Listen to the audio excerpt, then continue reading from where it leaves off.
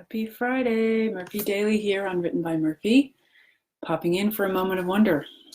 So this week, I finished a really big book that took me a long time, The Adventures of Augie March by Saul Bellow. And it's supposed to be a really good one. It was the adventures of this one guy, Augie March.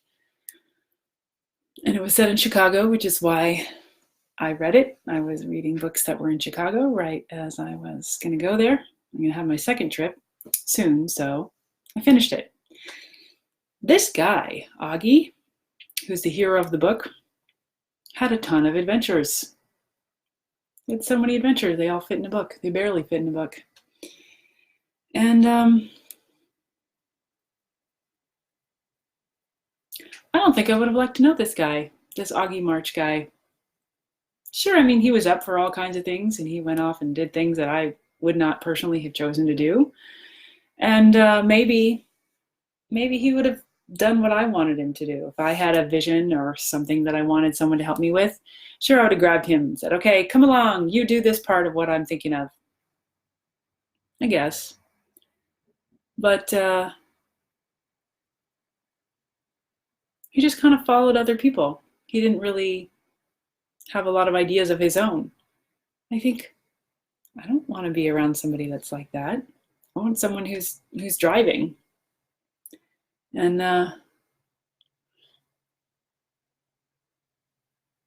don't know. That's one of the things, as I read it, I think, oh, that's kind of a boy book.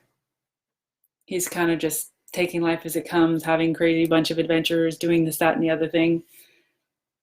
And I say it's a boy book. I might be wrong. Most of the women I know are ready to go and do things, but that might be just because they are the women I know, rather than that being typical of women in general. I don't know. So I read the book and I followed Augie on his adventures, and I realized I want to have my own adventures, and frankly, I want to have adventures that lead to something, that develop a product or have some outcome, something that makes the world a better place, or, you know, produces something. He didn't seem to produce anything. And good, he had all these adventures that weren't terribly productive. So I think that's fine sometimes, but I'd like to be doing stuff. And at the end of a long week of having done a bunch of stuff, I still feel that way.